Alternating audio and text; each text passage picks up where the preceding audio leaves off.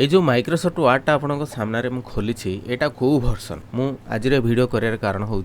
जे ओडिया रे टाइपिंग जिते करने मुझे कौन सॉफ्टवेयर दिए बा कौन सब्सक्राइबर मो ठार ओडिया रे टाइप करने आकृति सॉफ्टवेयर नियंती सेमानकर कंप्यूटर रे आकृति इंस्टॉल कर सारा पर भी माइक्रोसॉफ्ट वर्ड रे टाइपिंग से करि पारंती नाही तेणु से मते पुणी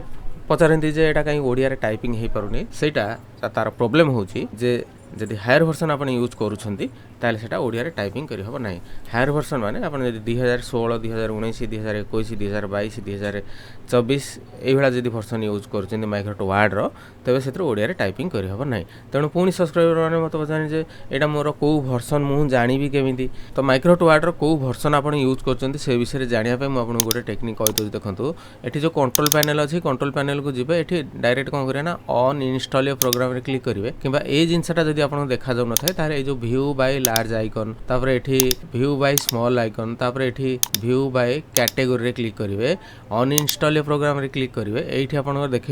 देखि परिवे जे माइक्रोसॉफ्ट ऑफिस प्रोफेशनल प्लस 2010 मोर यूज हेची माइक्रोसॉफ्ट ऑफिस प्रोफेशनल 10 मोर एटा यूज हेची तो एई थ्रू आपन जानि परिवे जेटा को वर्जन यूज हेची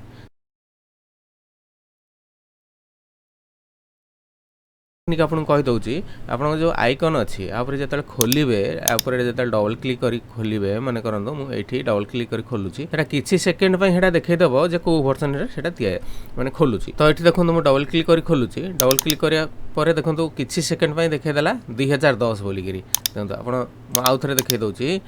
एठी डबल क्लिक कली देखंदो वर्ड 2010 बोली गिरी हेडा देखै देला तो एमती आपन जानिबे जे को वर्जन टा आपन यूज करूछंती।